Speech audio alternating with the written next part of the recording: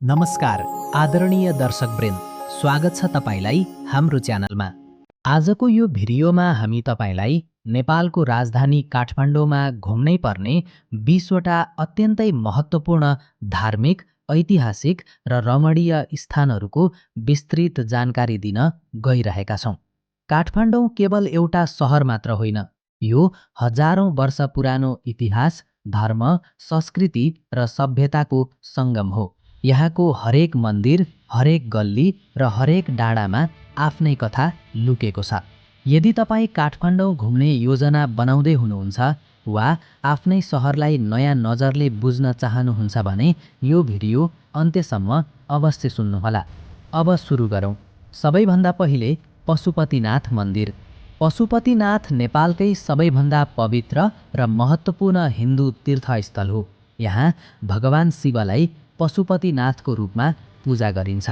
बागमती नदीको किनारमा अवस्थित यो मन्दिर जीवन र मृत्युलाई नजिकबाट बुझाउने स्थान पनि हो।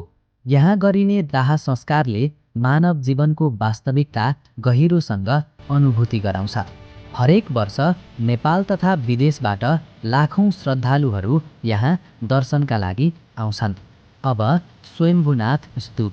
स्वयम्भूनाथलाई बादर मन्दिरको नामले पनि चिनिन्छ। यो स्तूप बौद्ध र हिन्दू दुवै धर्मका लागि अत्यन्तै पवित्र स्थान हो। यहाँ पुग्दा काठमाडौँ उपत्यकाको पूरा दृश्य देख्न सकिन्छ। प्रार्थना चक्रको आवाज र शान्त वातावरणले मनलाई एकदमै शान्त बनाउँछ। अब बौद्धनाथ स्तूप। बौद्धनाथ विश्वकै सबैभन्दा ठूलो गोलो स्तूपमध्ये एक हो। यहाँ तिब्बती संस्कृतिको गहिरो प्रभाव देख्न पाइन्छ। बिहान र साँझ स्तूप वरिपरि घुम्ने भक्तजनहरूको प्रार्थना मनलाई सकारात्मक ऊर्जा दिन्छ। अब काठमाडौँ दरबार स्क्वायर।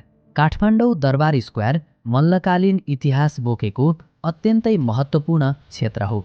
यहाँ रहेका दरबार मन्दिर र जीवित देवी कुमारी सबै पर्यटकका लागि विशेष आकर्षण हुन्। अब पाटन दरबार स्क्वायर। पाटन दरबार स्क्वायर नेवारी कला र वास्तुकलाको उत्कृष्ट नमुना हो। यहाँका काठका झ्याल ढोका र मूर्तिहरू कलाको अनुपम उदाहरण हुन्। अब भक्तपुर दरबार स्क्वायर। भक्तपुर पुरानो नेवारी सभ्यता अझै जोगाइराखेको सहर हो। न्यातापोल मन्दिर, 55 झ्याले दरबार र जुजुधौ यहाँका मुख्य आकर्षण हुन्। अब थमेल। थमेल पर्यटकहरूको मुख्य केन्द्र हो। यहाँ होटेल, रेस्टुरेन्ट, क्याफे र किनमेलका धेरै विकल्प छन्। रातिको थमेल अझै जीवन्त देखिन्छ। अब गार्डन अफ ड्रिम्स। सहरको भिडभाडबाट टाढा शान्त वातावरणमा केही समय बिताउन चाहनुहुन्छ भने गार्डन अफ ड्रिम्स एकदमै उपयुक्त स्थान हो। अब चन्द्रागिरी हिल्स। केबल कार मार्फत पुगिने चन्द्रागिरी हिल्स हिमाल र काठमाडौँ उपत्यकाको अद्भुत दृश्यका लागि प्रसिद्ध छ। अब नागार्जुन वन। प्रकृति प्रेमी र हाइकिङ मन पराउनेहरूका लागि नागार्जुन वन अत्यन्तै राम्रो गन्तव्य हो। अब शङ्ख पार्क। शङ्ख पार्क बिहानको हिँडडुल र परिवारसँग समय बिताउन उपयुक्त स्थान हो। अब कोपन गुम्बा। ध्यान र मानसिक शान्तिका लागि कोपन गुम्बा धेरै प्रसिद्ध छ। अब दक्षिणकाली मन्दिर। दक्षिणकाली काली माताको प्रसिद्ध शक्तिपीठ हो। विशेष गरी शनिबार यहाँ धेरै भक्तजन आउने गर्छन्। अब गोकर्ण वन। हरियाली, शान्त वातावरण र प्राकृतिक सौन्दर्यका लागि गोकर्ण वन एकदमै रमणीय स्थान हो। अब फुलचोकी डाँडा। फुलचोकी काठमाडौँ उपत्यकाकै सबैभन्दा अग्लो डाँडा हो।